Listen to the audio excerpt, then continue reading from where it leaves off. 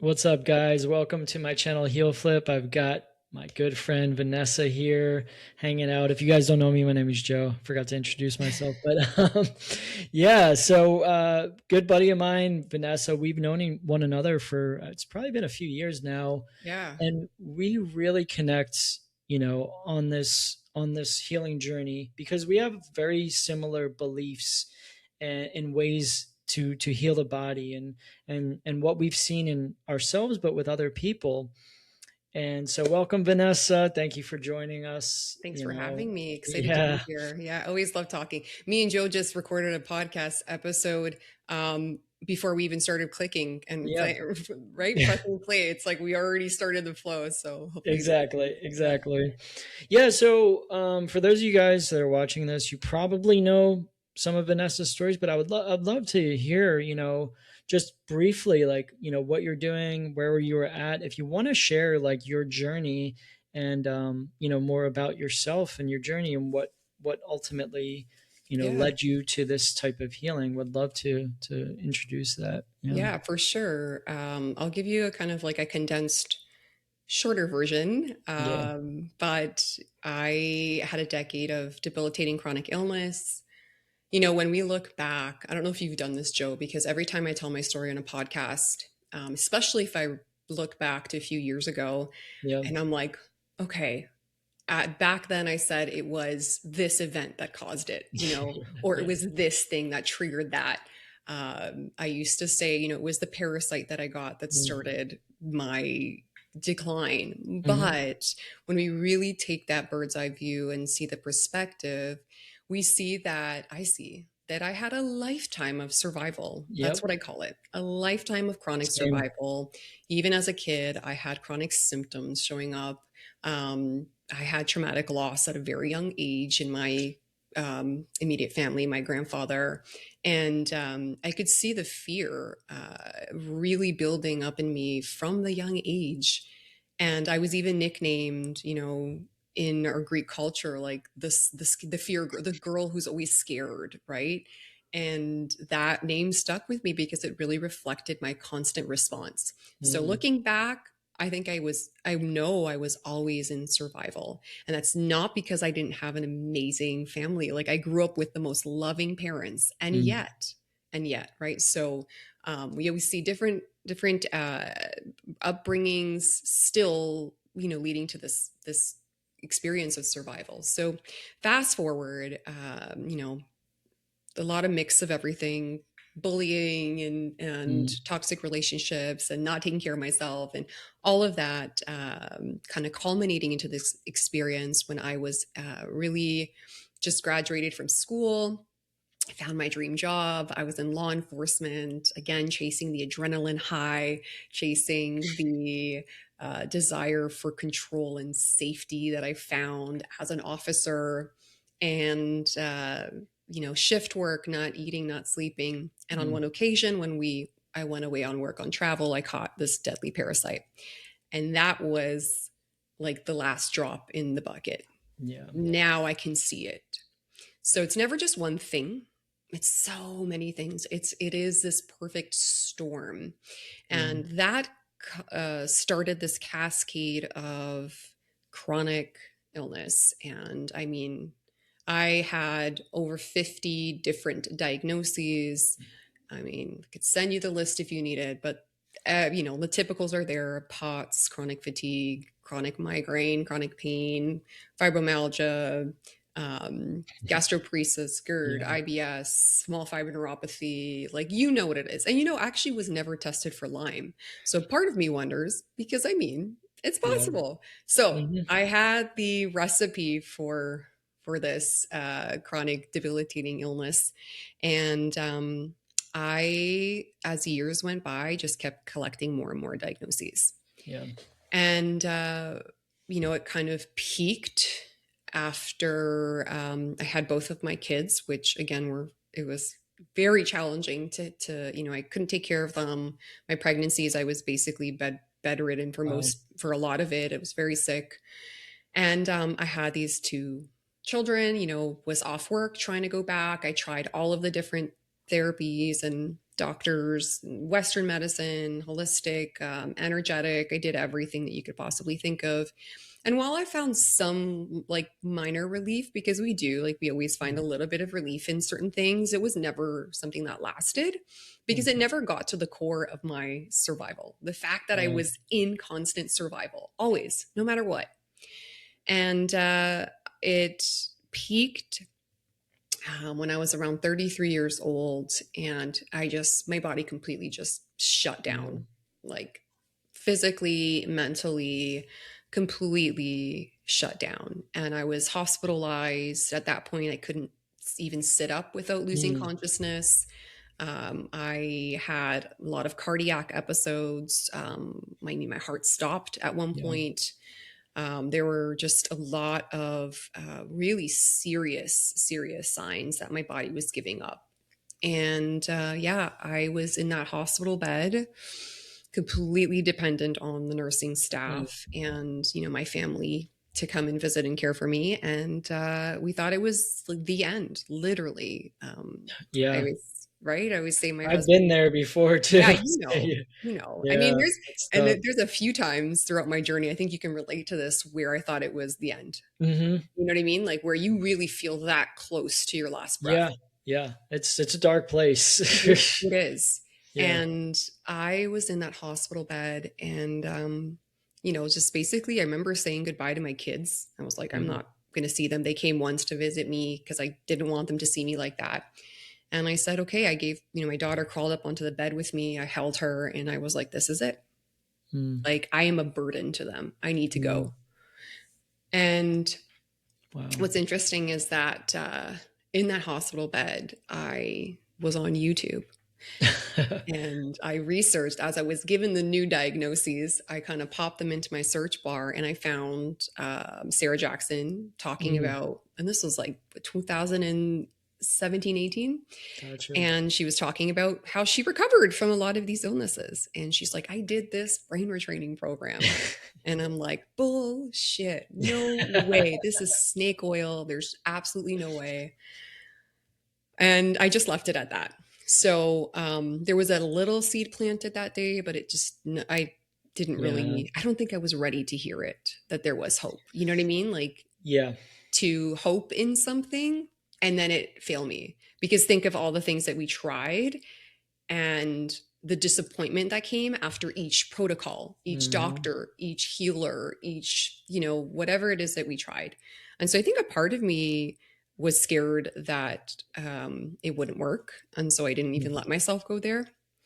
Anyhow, I was placed on like 12 different medications. I was in such a severe state. I was actually, at some point in time, I didn't even know where I was in space and time. I was Yeah. absolutely hysterical, full dread, panic, 24/7. I was put on, a lot of psychiatric meds and a lot of different meds for different organs. And I became stable enough to be released in the full time care of my parents. So Mm. we moved in with my parents at the age of 33. And I just continued to decline. I stayed in bed. I couldn't eat, couldn't dress myself, feed myself, take care of my Mm. kids. It wasn't a life. And I was, planning my own suicide. Like I was planning to take Mm. my life to end it because I not Mm. only didn't want to suffer anymore, I didn't want them to see me like this Yeah. anymore. And so if anyone's listening and watching, like, I think this is something that many of us in this community have experienced, this suicidal ideation, which we know is not our truth. We know Yeah. it's the state talking. We know it's the Mm. symptoms talking. We know it's not a reflection of who we really are or what we really want. What I Mhm. really wanted at that point was a sense of relief um and to be okay. Yeah. But I didn't think it was possible. Right. And so that's where I was. And I remember my parents they had really strong faith. I didn't. I was very disconnected from God, Yeah. whatever, just like if he exists, like I don't want anything to do with him. Like Yeah. he's just the worst. And right, like he's punishing me. Like, why? If you're, God, like, oh. So there was Yeah. So, but my parents, they believed and they kept praying. I mean, I remember them contacting these monasteries and these monks in Greece to do these vigils for me. And they held all this faith. And I just kept saying, I'm like, this, what's the point? And on one occasion, they said, Vanessa, let's go to church. I want to take you to the church and I want this priest to read a special prayer for you. Almost like a combination of it's a prayer for health, but also just to kind of I can't even describe it. It's like not an exorcism, but like Yeah. some sort of prayer to really remove what the darkness that's over you in a sense. So I eventually agreed, and they took me to church. It was like a regular weekday, and they carried me, physically carried me, put me on the altar, and I always remember that day like it happened yesterday, where I met this priest for the first time in this church that maybe I had been to like once or twice for Christmas or Easter. And he began to pray for me. And it's all in ancient Greek, like Mm. the original, written word. And I didn't really understand what he was saying, but I felt something. And so it was an emotional moment of surrender. I remember in that Wow. moment, it's like, I am done doing this from my own strength. I give it like to you. Like, if you're real, if you Yeah. exist, like, hey, it's up to you now. Like, you need to show me how to heal. And again, I wasn't healed in that moment. Yeah. Sorry, guys. Like, spoiler alert. But within days, this brain retraining program popped up on Mm. it's like literally I could not ignore it. It came up in my feed and I had not seen it since I heard about it in the hospital 6 months before that. And so now I have this moment where something shows up. I start reading these testimonies of this program from it's called DNRS. It was like the Yeah. OG original. And I started seeing, people who had healed from a lot of the stuff that I had. And it was hard to believe, but I said, okay, maybe there's something to this. I'm going to pay the whatever, 250 bucks, $300, Mhm. purchase the DVDs, and let's see what happens. And that's when healing started. And it started with the awareness and the truth that I was not broken, that Yeah. this was my brain stuck in survival. And Mm. that alone like blew my mind and Mhm. changed the way that I see things. And it evolved from there into just elevating my emotional state, visualizing, and bringing in now, then some of the emotional work, the belief work, the Mhm. somatic work. And so it evolved. And, this wasn't overnight. It was a good few years of Yeah. this, Yeah. right? So if you're Yeah, we looking gotta be at, real about that, yeah, guys, like, yeah. let's normalize Yeah. long healing journeys. Yeah. So it took as long as it took, and I made mistakes along the way. Mhm. There were points where I was redirecting and repressing too much, and then Mhm. realized that, wait a second, my emotions matter, and Yeah. had to learn. So it was like, DNRS started it for me. It was like the beginning, and I started to bring in things throughout along the way. And this Yeah. is kind of really what I encourage everyone to do, is to make it your own. And I know, Yeah. Joe, that you did the same. Is like, we You had to have to. figure it out in a way that works for you, Yep. right? That feels authentic and aligned. I weaved my faith, like as I started my brain rewiring journey, my faith journey started at the exact same time. Mm. And so then I started this relationship with Jesus, simultaneously rewiring my brain and then seeing also how scripture aligns with brain Oh, it rewiring does, it really perfectly. does. And and like that whole truth. And so Yeah. everything kind of came into this place. And over this kind of 3 years Yeah. of this work, I got my life back. My symptoms softened, they went Mm. away. I felt like myself. And I started coaching and supporting people Mhm. in the community. And kind of knew that this is where I belonged. This I was this walking testimony, this walking hope rope for people. Yeah. And then I had another storm. Yeah. And just like you, Joe, just when you think it's all done, life happens. And that's life. It's life. So for me, it was obviously COVID hit right when I healed. So Yeah. I was like, I'm entering the. I remember going to my first day of work, back to work, and we had this like announcement. Okay, we're shutting down and we're all going home. And Yeah. I was craving connection with people, like being in person. Like I had just been hiding for a decade, like in my Yeah. house, and now you're asking me to go back home. So it was just hilarious how that happened. But COVID happened, and near closer to the end of COVID, December 2021, my family and I contracted COVID, and it hit us like Mm. we didn't expect. My father was hospitalized like almost immediately, intubated within days, Wow. and within 2 weeks he was gone. Mm. And my dad, a healthy 62-year-old man, would to just be Sheesh. taken out like that. And so it was this immense trauma, and everybody had been worried about me because they're like, oh, Vanessa has this history, she's not going to make it. Never once did we think my dad. Yeah. So it was just horrific experience, the trauma that goes with that as well, and not being able to see or visit him, or just all of the parameters of the I guess safety protocols in COVID. But I developed long COVID. So I Yeah. had pericarditis. I was in the hospital in and out during the COVID infection, and I had then long COVID symptoms hit: the Yeah. CFS, the trouble breathing, the POTS symptoms. It was kind of like all of this stuff. But the difference this time was I knew what this was.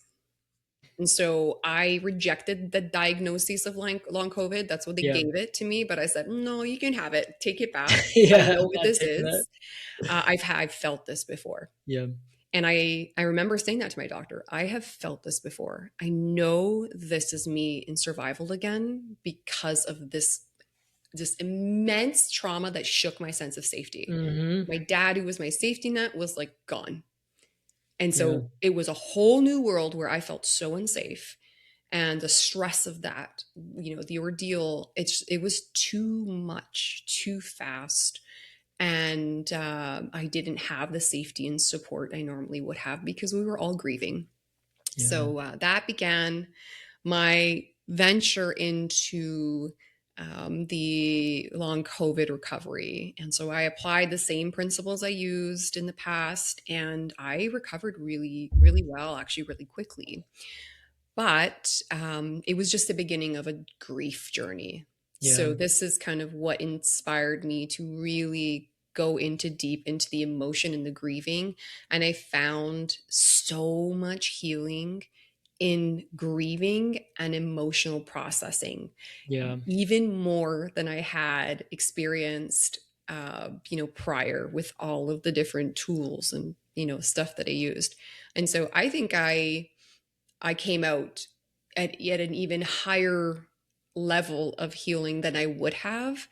I thought I was, there Yeah. prior to COVID, but no, yeah, I didn't have chronic symptoms, but this was a whole other level. It was this evolution that I experienced. And Yeah. this was through grieving, through emotional processing, through embodiment, through allowing, through sitting with, acceptance, surrender. And that was my, inspiration for creating my membership Haven, which Hmm. I run. And we have an app, and we have nervous system resources, but also grief and emotion resources, because I think if you're not grieving, then you're not really healing. Yeah. And yeah, that leads us to today, just here with you in this Yeah. amazing community, guiding others on their journeys of safety. I call it, from survival Yeah. to safety. That's where healing happened for me. Yeah. So that was a mouthful. No, it's a powerful story. I actually didn't know some of this stuff that it was first time hearing some of the stuff. I've, we've talked about our stories, but yeah, I think it's super powerful and people that are struggling. I get a lot of people, as I'm sure you do, on this journey, even now, when I post things, they will say, well, what, you don't know because, you haven't been at this level of illness. And I'm like, dude, you do not know my story. And like, I was there as well, where you're like, at the end, you're like in ultimate breakdown, Yeah. and someplace that's where, healing, does start. And you get these signs, of like what to do. I had something similar on my journey. Well, when I first got sick in 2005, with Lyme and all that, I had signs. But then when I got, COVID or long COVID, that caused the relapse, this is where similar things kind of happened to me. It was like, I would talk to someone and they'd be like, "Hey, have you heard of, this program or heard of that?" And I was like, I was struggling. I'd lost all the ways, and then I picked up some books, and then I'm just like, this makes sense, and then it was little signs and synchronicities leading me to, this is the way to heal yourself, from God, what Yeah. God, source, spirit, whatever you want to call it. I do think there is something to that. And I love that you bring that into your practice, because I do think on this journey of dealing with a chronic illness and healing from it, it's not just a random thing. Mm-mm. There is a higher purpose, and you're not being cursed. I thought I was cursed. Me too. Yeah. You're not being cursed, but there is a reason for it. And might not know what that is, and you might not even like, you might hear this story of Vanessa, and it might, you might be like, oh, but that can happen to her, but that's, my story's different, or it may spark something, but you go away from it. But I'm here to tell you that there is a reason why you watch these type of videos, and why, some of the stuff resonates with you. If you're watching it, is like, it's meant for you as well, Yeah. you know um now with that, I would love to kind of also hear on your journey, because you had mentioned there's a level of couple things. There's layers to healing, but Yeah. then there's also a level of you almost becoming your own best healer. And I think that this is one of the more important things. I think, a lot of these people, that will try these programs like DNRS or whatever, they almost outsource their healing to a program. And there's nothing wrong with doing a program, or signing up for Vanessa, or working with class that I do. But ultimately, that program needs to be leading you to become empowered on your healing journey, to become your own best healer. So I'd love for you to like speak on that a little bit more, because I know that's what we both kind of subscribe to. It's like, yeah, a program can kind of get you in the door, but that's not what's going to heal you. Like, I Yeah. feel like there's a level of empowerment that needs to happen on our ends, to be like, okay, I understand where I'm at, and not to like force my healing, but understand that like it's now my duty, along with God, Yeah. to bring myself back into health. Like, how did you how did that come about with you? Or like, what do you see with people Yeah. that you work with, and and finding that path? So I love that you said outsourcing healing, Yeah. because I think that's where we all start. Yeah.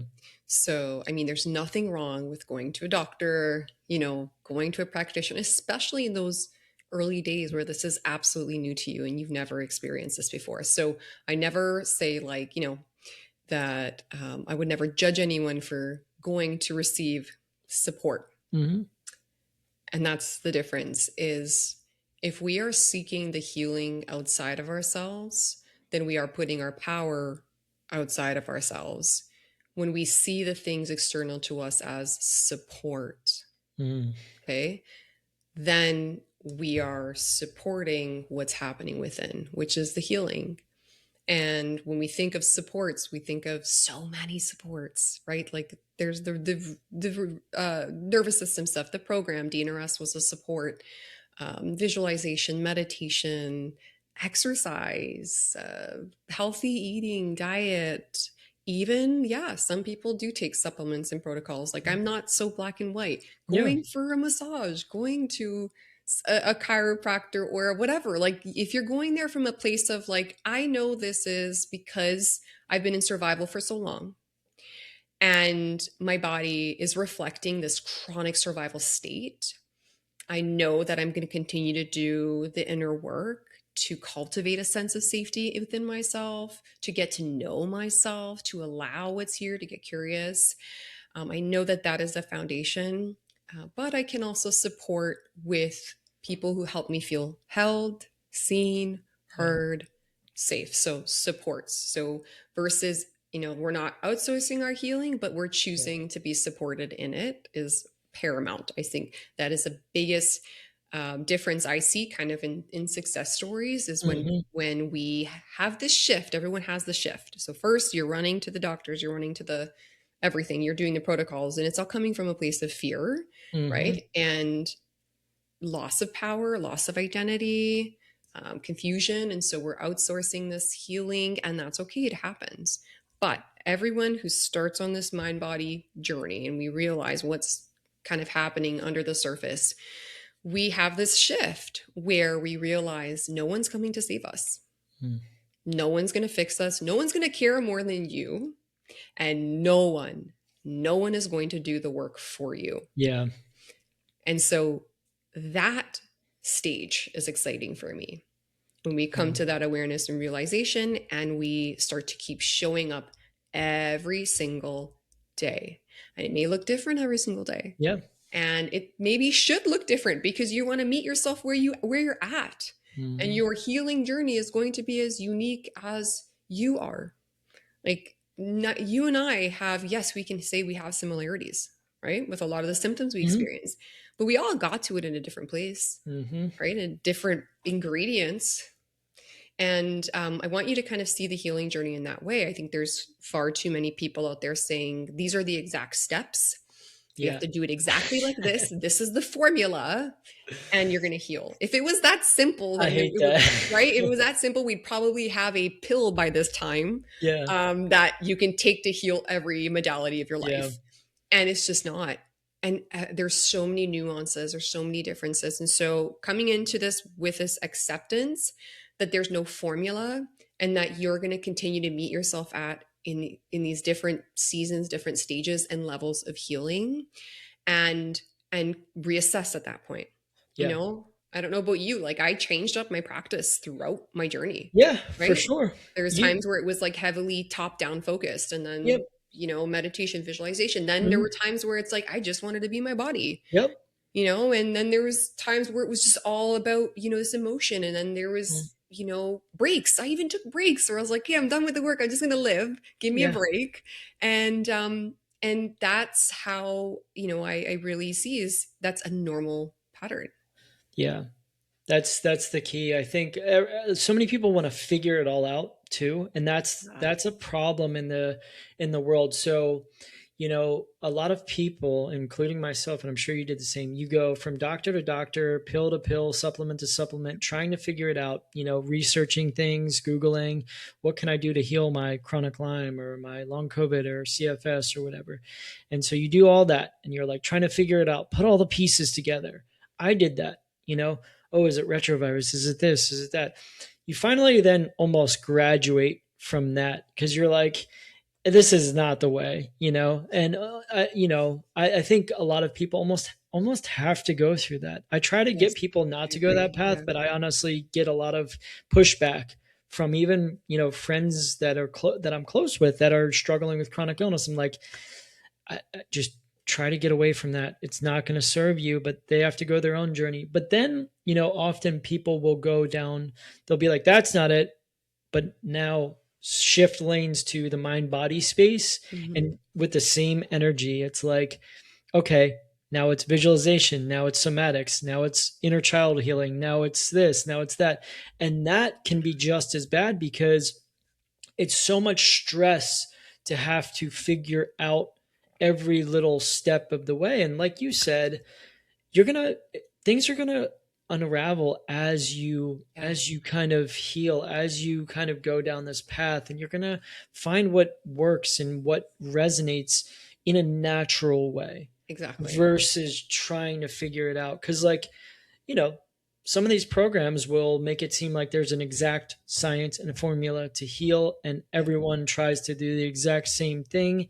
And a lot of people stay, sick and stuck because that's not healing. That's not how healing works. We all have an individual sort of formula that works for us. And a lot of the practices within that formula are going to be similar. Like I yeah, love meditation, visualization. I yeah. love getting, Same. into exercise and mind, in the somatic sense. I have dived more into, emotional work and feeling my feelings versus like fearing my feelings and running away from them, and diving into that, and then, finding what sort of, lights me up again, and finding my soul's purpose. And then even like the lens of God, and the spiritual component has been something, but it hasn't happened because I was like, I need to do then this, and Yeah, then that. yeah. So, It's and not that, linear, right? yeah, Like yeah. everyone expects it to be these stages. It's like, okay, so I did my 6 months of visualizations. What is next? Yeah. And it's like it doesn't work that way. And I'm sorry Yeah. to burst your bubble, but it just doesn't. And I think there are far too many people out there with, like you said, trying to figure it out because most of us who become sick are very analytical, Mhm. right? We Yeah. overanalyze. We are used to being the fixers, the solvers, Yep. and that's the part of us that comes in with us on the healing journey. And Mhm. so we are trying to get to the solution. And so for me, had I not gone through all of that, the workups, the doctors, the tried and failed, I would not have Mhm. gotten to this point. And I've told this story before, but it's pretty funny that I remember going to this appointment with a well-known psychiatrist who was doing an assessment for something, and I walked into that office. It was like a 2-hour appointment, and I remember I showed up. I had like 10 out of 10 migraine. At that point was walking with a cane and I Mhm. needed assistance. My dad had to help Mhm. move me to a chair and all that stuff. And I remember walking into her office and she asked all of these quick questions, this chronology of events, and what happened right before you got sick? What were the factors going on? And I'm like, what does it matter? Why do you have Yeah. to, like, I felt like she was interrogating me. Like, what are you trying to prove here? And I remember at the end of the session, she said to me, what I didn't want to hear, where she said, it's in your mind and body. She's like, you're not dying. There is a big psychological Mhm. base in this. And I think your stress has put you in this place.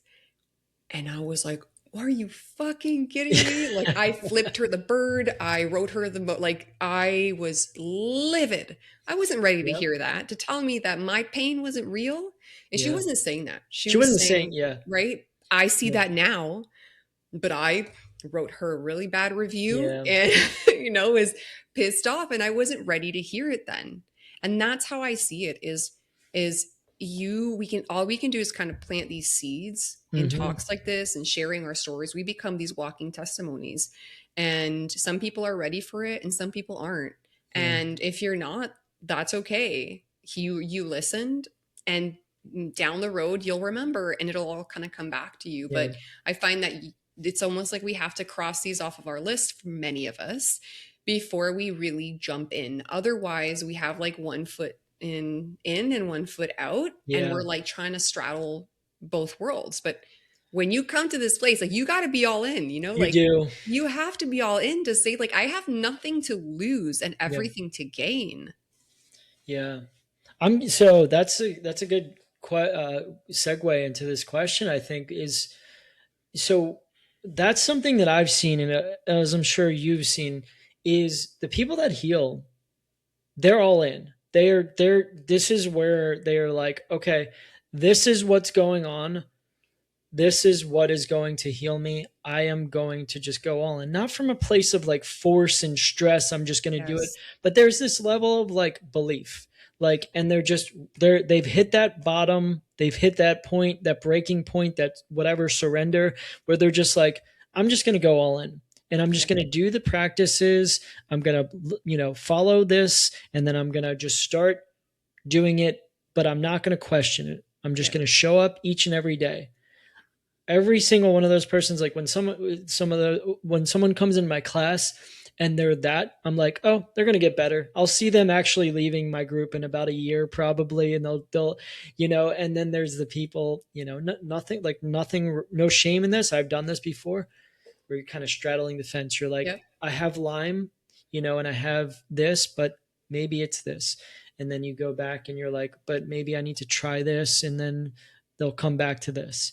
And like Vanessa said, there's nothing wrong with taking things as supportive care. I take things as supportive care from time to time, but I think there's that balance where, you need to be all in, you know, to to this type of work, and then look at the other stuff as supportive care.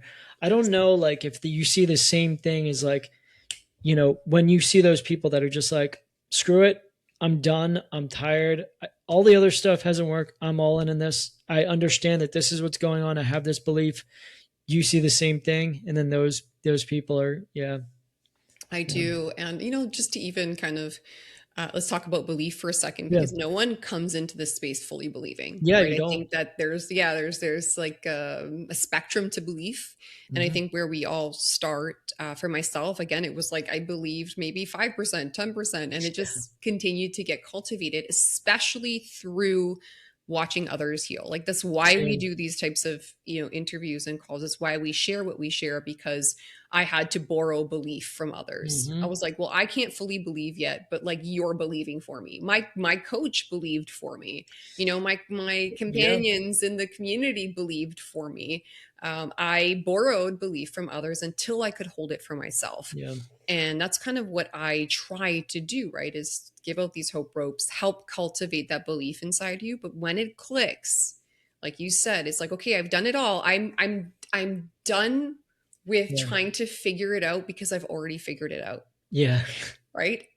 I'm going to focus on this. I even work with clients sometimes. I say, like, hey, can we even just pause? Like, what if we just paused the 7 appointments you have a week with the, whatever it was, this person, that functional medicine, that naturopath, that chiropractor? Can we just put a pause or let go of one for right now yeah. and put more energy into this and see what happens? And what we start to see is that as we start to let go of some of these things that are coming from a place of fear, right? Not as supports.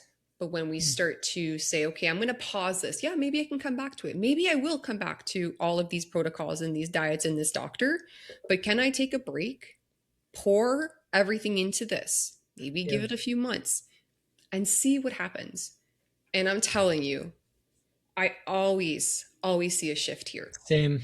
And that's what happens. Like they kind of create space. There's enough space from that identity of sickness that goes to these, doing all of the doing all week long, which is again reinforcing the stress response and that identity of sickness. What if we created some space from that and Hmm. again started to build that belief that this is rooted in survival? What if we started to cultivate safety within ourselves? Are we going to need it so badly from others? And I think that that's like a pivotal moment. I mean, I've It had to is. wean people off of external supports. Yeah. And I'm not talking about like I'm not walking people through like benzo withdrawal, but what I'm Yeah. talking about is like, hey, can we drop one appointment this week? You know what I mean? Like, can we just Yeah. drop like, one appointment or let's just see and let's see how it feels. Yeah. And there is fear. Oh no, if I don't do all of these things, I'm not going to heal. Yeah. So there's that as well that kind of comes into play that we see. But yeah, similarly to you, I definitely see a correlation between, that all in mentality. I've got nothing to lose. Hmm. I'm going to give this my all and not do it half ass and see what happens. Yeah. And that's something that I experienced too. So not saying all doctors are bad, No, not at all. but there's a lot of doctors that will perpetuate this fear cycle. And I feel like we could make do another video just strictly on these like internet or functional med doctors that perpetuate this fear cycle and keep you stuck in that hypervigilant state. And if you are 100%. constantly seeing these doctors that are like, oh, you've got Lyme and you've got Bartonella and Babesia and you've Yes. got Mycoplasma and you've got these retroviruses. You need to kill. You need to get rid of this. You need to detox. Well, that's just throwing you into that hypervigilant state. And a lot of these doctors do that because then they sell Oh, supplements, they oh yeah. sell the treatment. And take this or leave it, guys. I'm not a doctor. I'm not anything like that. I'm just sharing my experience. All of that stuff just left me sicker and it didn't actually help me heal. And honestly, I am grateful that when I got COVID and I got long COVID, my body just rejected everything because I went back into that state. I was seeing a functional med doctor. I couldn't even take magnesium. My nervous system was so shot. And anything that I tried to take was like, you can't take it. My body just rejected it. Yeah. That I only could focus on the mind body work. Um, I'm actually grateful for that because it led me to stop outsourcing my health and even stop seeing these doctors. And it was just like, all right, this is the only thing I can do. I know it's my nervous system is so shot. I need to get my nervous system under control. I need to, do the mind body work. I need to practice this. Not even need to. I'm choosing to do this Choosing. because it's what I know is going to benefit me. And then that was what the foundation of my healing was. And even back when I healed the first time around after chronic Lyme, I stopped seeing all doctors. I saw like one or two people that were like these practitioners that were just like supportive. They were like Mm. it was never fear based. Yep. It was like, hey, and I would do like lymphatic treatments and like these little things that were just like supportive care. But Yeah. yeah. But I was never going and constantly trying to figure it out, trying to constantly focus and, because, I've said this before, if you keep searching, if you keep searching, if you keep searching, you're gonna find something. 100%. You're gonna. 100%. I've read like I think like 15% of the world's population has Lyme disease. You Yeah. know, and how many people have like these retroviruses like Epstein Barr and all this stuff? You're Yeah. gonna find something that could be a Exactly. clue. But here's the deal: is like if your nervous system, if your body is not even able to do anything, the you can't heal by just taking pills anyway. Like your nervous Exactly. There's system no needs, capacity for there's it. no Even at capacity that for it. point, it's a waste of money. Yeah, And that's really kind of, that's a place where I got to as well, is like, okay, I couldn't tolerate any of the protocols. yeah, yeah, Like it's enough's enough. And yeah, you're pissing away water essentially, right? yeah, So for me it was the same idea of just, okay, I've got no other options. yeah, And we hope that people don't have to get to that point, because I yeah, think when you and I kind of, there wasn't much around, there wasn't yeah, much evidence, we didn't have the knowledge, yeah, the awareness of it. I think now I think on a conscious and subconscious level, we're more open to this possibility, this idea that, oh, survival, it's my brain. Like yeah, it feels almost like more acceptable. Like, okay, yeah, this makes sense. Whereas back then it was a kind of this new concept. But yeah, what I always ask my clients, especially when they're thinking about doing outside support, I always ask, okay, so say you're seeing, I don't know, some practitioner, functional medicine doctor. When you go into that office and you sit down, you have that conversation, what does your body tell you? yeah. Does it tense up? Is there fear? Are you going into bracing? Is your heart rate changing? Your body never lies. And so Mm, we can see the somatic signature of that interaction in that moment. And even you don't even have to go into the doctor's office. When I talk to my clients, even say, tell me about, that practitioner you went to see, how does that feel to be there on their table or in their office? And immediately, as they start to think about them, they can start to feel Yeah. the nervous system response. And Hmm. then there is a story that accompanies it. So I always ask, I'm like, does it feel safe and supportive? And sometimes, it does. And a lot of the times, most of the time, it doesn't. Yeah. So if you're kind of going into that place and you feel this hypervigilance, this fear, but also this story, right? The story of I'm broken, this person's going to fix me. Yeah. I can't heal without this person, right? I am wrong. There's something wrong about me. I'm whatever Hmm. it is. And that story that you're carrying says a lot about that interaction and that relationship and whether it's supportive or not, Yeah. right? Versus like I have one client who goes for some body work, like somatic work. I did Yeah. somatic work. Yeah. I love just being on a table and feeling someone physically supporting me. Like she would Yeah. just place her hands on me and she, we didn't talk much, but I would feel emotion and she would be there to support me. Hmm. For me, that felt supportive. It felt safe. It Yeah. felt nourishing, Yeah. right? Versus going to the functional medicine doctor who would have the scroll of things wrong with me and then the cart of the medications that he recommended or the vials of detoxes and then the other $2,000 worth of tests that he wanted me to do. And I'm not saying there's never a place for that, but when you're already in pure survival, you don't even have the capacity to make decisions from a place of regulation. Can we focus on building the foundation of safety first before you jump into anything extreme? And then Yeah. at that point, you reassess. Most of the Yeah. time, no one really goes back for that. Or Yeah. maybe they say, hey, you know what? I'm going to go back and I want some support with this Yeah. level, whatever it might be. Hmm. So it's just interesting the extreme of these, right? Of these supports. Yeah. It's so wild. So I say this too all the time. Like I feel like this, what we're talking about and what we've done to heal is medicine of the future. These doctors, even these functional medicine doctors, I feel like give it like 10 years, maybe less, I don't know. They're going to be like, "Hey, this is what's going on. Your nervous system, kind of like similar to what happened to you where you went to that person and they were Yeah. like, it's stress, it's your mind, it's your body. Like there's going to be a shift at some point. There has to be because a lot of these chronic illnesses, these doctors are trying to figure it out. And I think some Yeah. of them mean well. They're like, okay, this is what your labs are showing. But it's such a limited way of looking at healing and also how you got sick. It's only taking the physical matter into Yes. effect. You have this in your body, you need to get rid of it. You Yeah. have this imbalance, you need to take this, but it's not looking at like almost like the energetic side of it where Yeah. it's like you were in survival mode for freaking half your life because this happened in your life and trauma and Yeah. relationships Yeah. and deaths or whatever, or just poor thinking and stressful habits or whatever.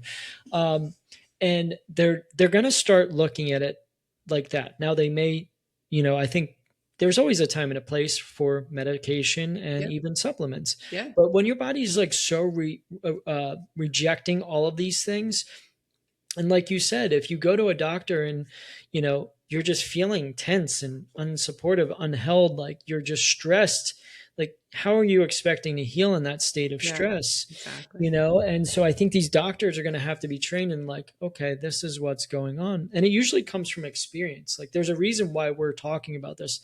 I'm not a medical doctor, but I've freaking 20 years in, Yeah. dealing with a chronic illness. I know you're You're an damn near. honorary Yeah. practitioner. Yeah. And like, when people come to me and they're like, "Oh, have you heard of this?" I'm like, "Yeah, dude, I've heard of it all." Like I've Yeah. gone, and not from like an arrogant place, but I'm like, I did the same thing. I went and saw all the doctors. I tried all the treatments or whatever. And if that's your place you want to go down, like that's okay. But, I hope that you understand like this nervous system work, this mind body work is what's going to move the needle more than any of that stuff. you Yeah. know? And I don't know where I was going with that. I just think it's No, but yeah, you're so right. I think I see the shift already happening, yeah, it is. even with my own doctors. Yeah. Like I still do a yearly checkup with my cardiologist and my neurologist, Hmm. more because we just want to see each other. It's like, hey, come next. Yeah.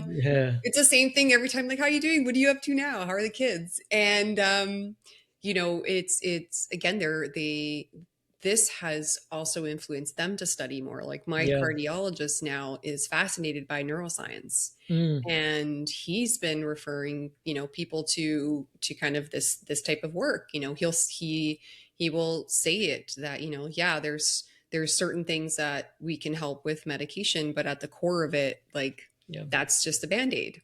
And so you see the shift. And also I know I see some people in the community that I've connected with, like functional neurology centers, in the Mhm. US, that bring in this holistic approach of using physical exercises to rewire the brain, but they're also bringing in brain retraining.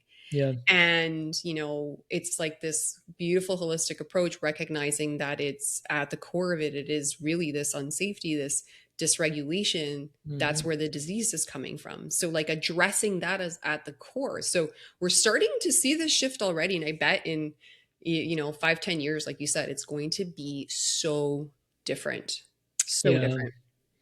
Yeah, people just, and so many people are struggling with chronic illnesses right now, and chronic condition, anxiety, depression, all of these things. And it's, the solutions that we were told that were going to work just are not working. We're not working. Yeah. And, we had to figure it out kind of on our own. I'm curious.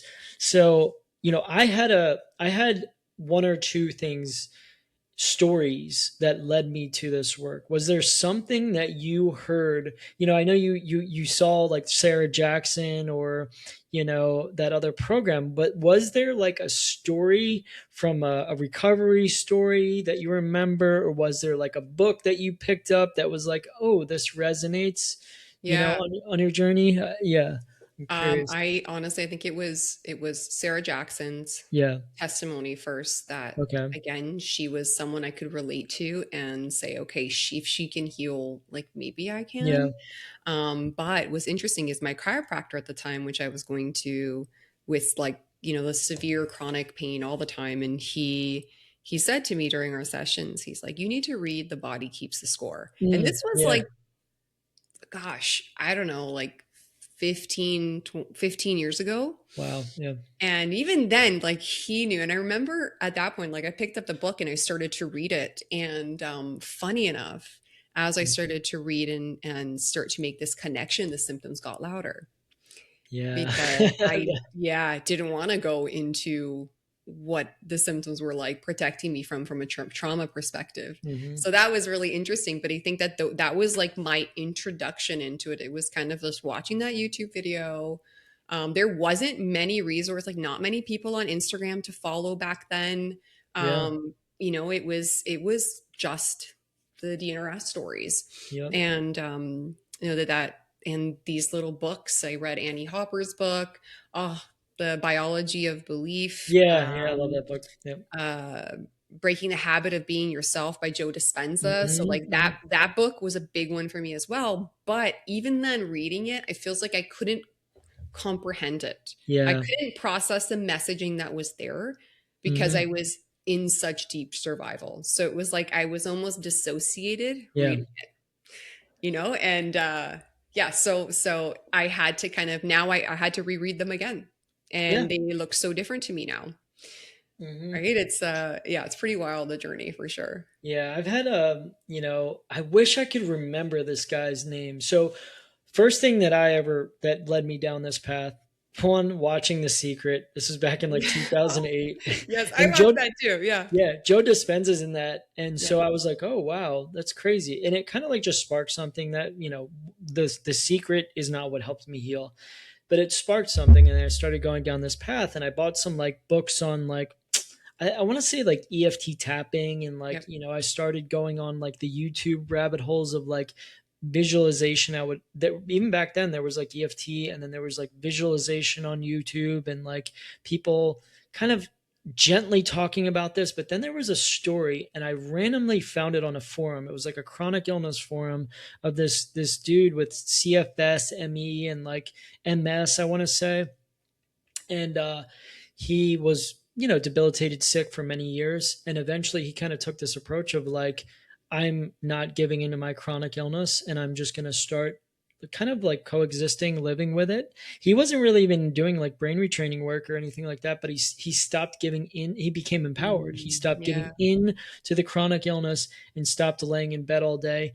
And then like it was a long forum story, and then at the end he's like, he either ran a marathon or was climbing like Mount Everest, and it was all through the power of his mindset and the work that he did just to not kind of fall into that victim trap anymore. And Yeah. that was like, those were the two things that I was like, dude, I am done with my chronic illness. I'm like moving forward in life. I am done holding on to that. And then obviously when I recovered and all that, but then obviously when I relapsed, there were a few, books and kind of things that I came across that just kind of led me, to recognize what I needed to do. One was The Happiness Trap. Love this book. I I recommend haven't it. read that. It's so good. Um, so good. It's about acceptance and commitment therapy, but within it is, the somatic practices of like, Yep. feeling your feelings without resistance or judgment. It's, got brain retraining work in there, and, things like that. Um, and then You Are the Placebo by Joe Mm, Dispenza. And then yep. just like randomly, people, like I would randomly come across things that just were like, aha, like I need to, pick that up, and whatever it was. And I remember this book, it was like, I think it's called Stop Fixing Yourself. Oh, that's Yeah. a good message. Yeah. Yeah. And it was all about that. It was all about, self-love and not coming at, healing from a place of trying to fix yourself. Because at that point, I was going from doctor to doctor trying to fix myself. I thought COVID broke my body because I could not even take a supplement. I thought it like broke my nervous system. Yeah. And there's some level to that. Like it does really mess with the autonomic nervous system and the gut microbiome. There's like studies on that. Yep. But I thought it like broke it for good. I was like, oh no, I'm gonna be like stuck like this. Yeah. And obviously it didn't. I went on to heal. But you know, Yeah, that's that even that belief, right? That you're not yeah, broken. I think how yeah, powerful can that be yeah, on the grand scale of things, just to yeah. have that. And also I see a commonality in people like us, where because you said you started to like love yourself and Hmm. self-compassion and all that. I had none of that growing up, Hmm. like Yeah. and not because I wasn't loved. My parents were extremely loving, but I actually hated myself. Hmm. I hated the way I looked.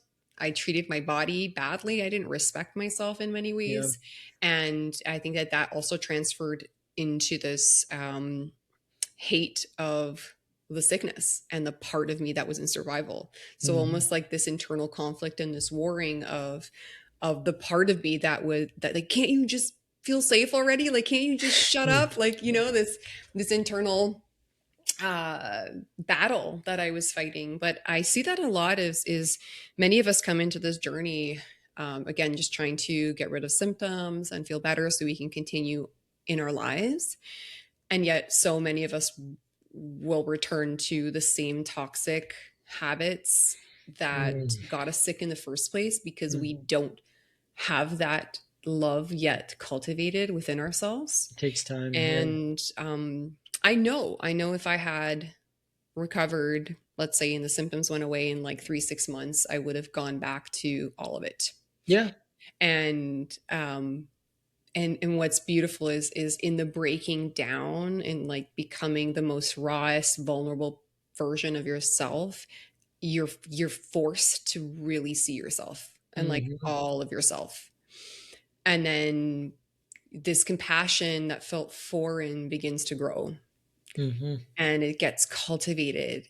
And then you start to notice the different parts of yourself instead of trying to get rid of them, and you allow them. And it's like this journey of coming home, like truly coming home to Yeah. yourself. And that love for yourself, that tenderness, that compassion, is unlike anything I ever expected to be able to access. So I don't know if you have felt that as well. Like, did you ever have that Yeah. of like hating yourself? Like I Yeah. hated myself, like Yeah. even to the point of like self mutilation and like Mhm. just toxic things. And it's like, yeah, it was Yeah. just so interesting. Yeah, I struggled with that a lot, just not really liking myself, not feeling worthy, not feeling like self-love a lot. It was just kind of like always nitpicking the things that didn't like about myself internally. Like a lot of people didn't know that about me, but I was always, negative towards myself and kind of judging myself and things like that.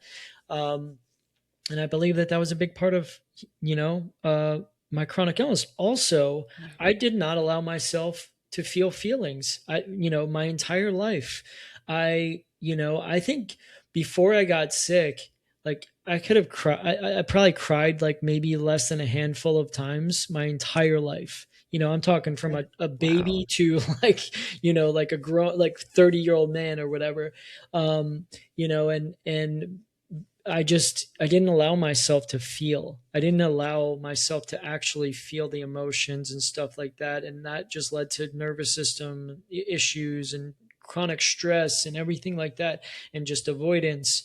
So yeah, that was a big part of it. And like, through all the breakdowns and, all of that, you're met with some dark, dark parts of yourself of like, this is where you're not treating yourself lovingly, and Yeah. not from like a judgmental way, but like, can you could give yourself compassion? It almost like strips away everything from the outside, so it's like the only thing left is you to come back to yourself. I talked about this on my call yesterday.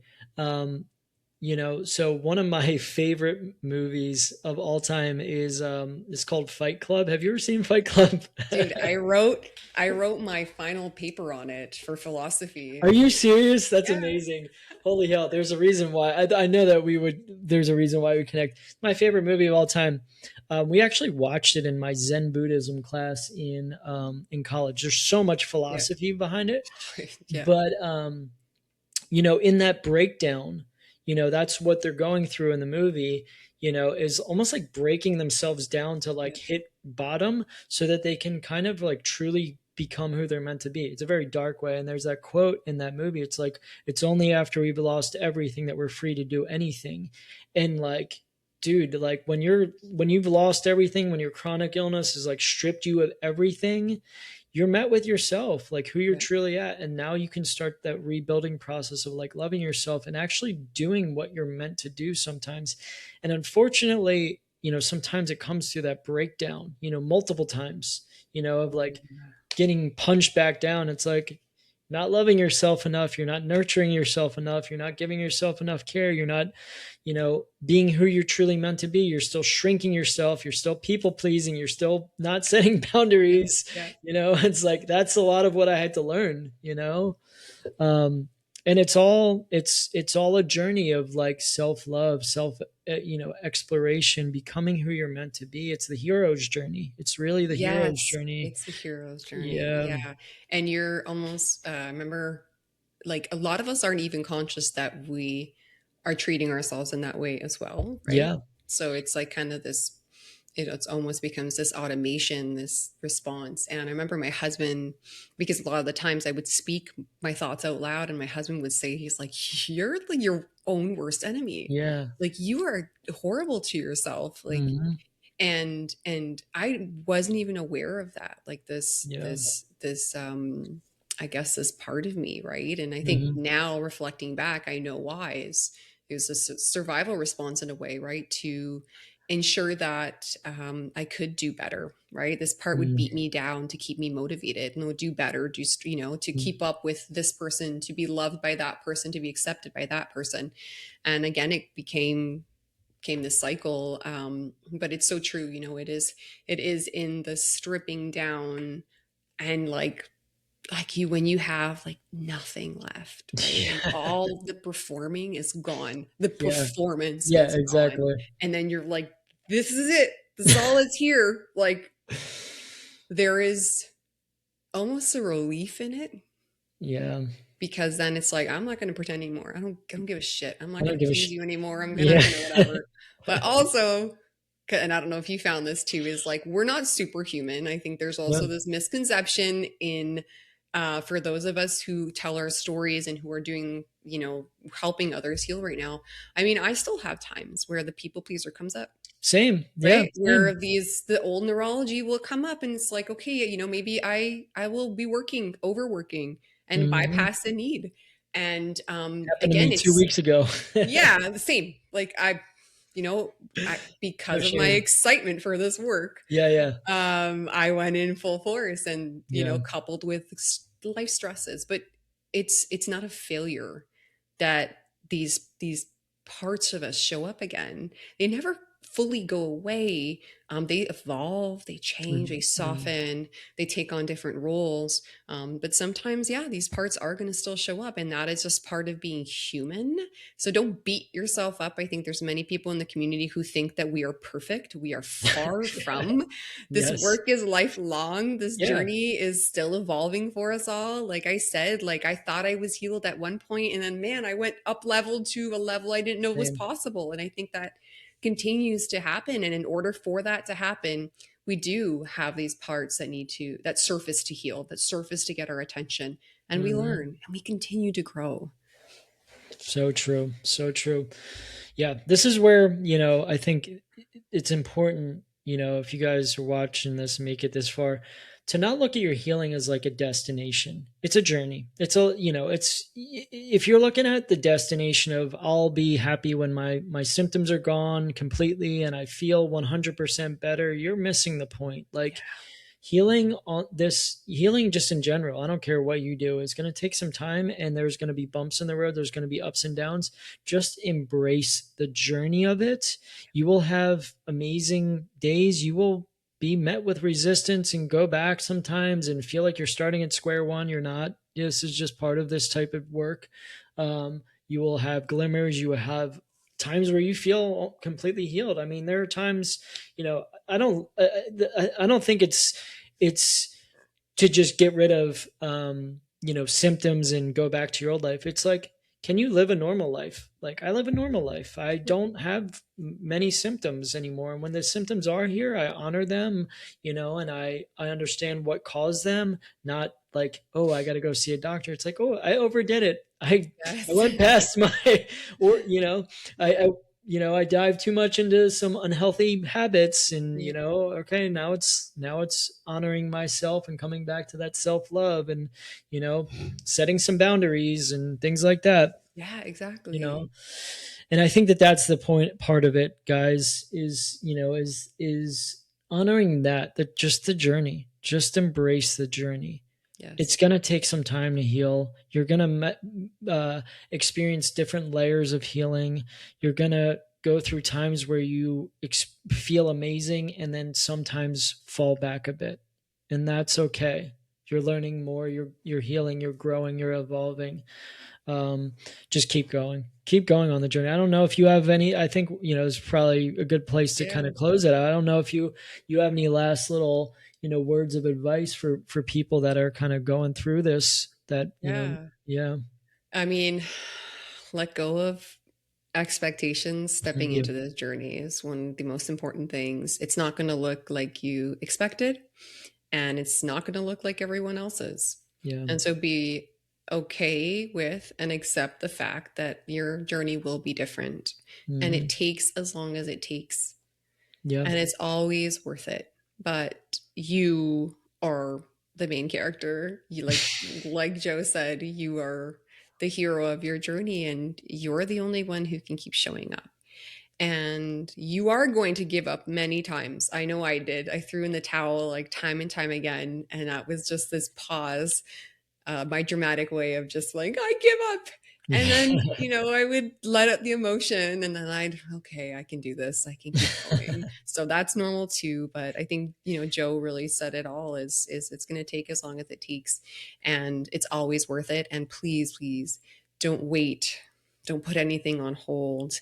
We can live as we heal and heal as we live, and we can find joy in the midst of grief, and have a really full experience, even when symptoms are there. Mm, So stop waiting. That would be the best piece. Like, take your symptoms with you. I yeah. know it sucks. I know it sucks, but take your symptoms and take your supports with you.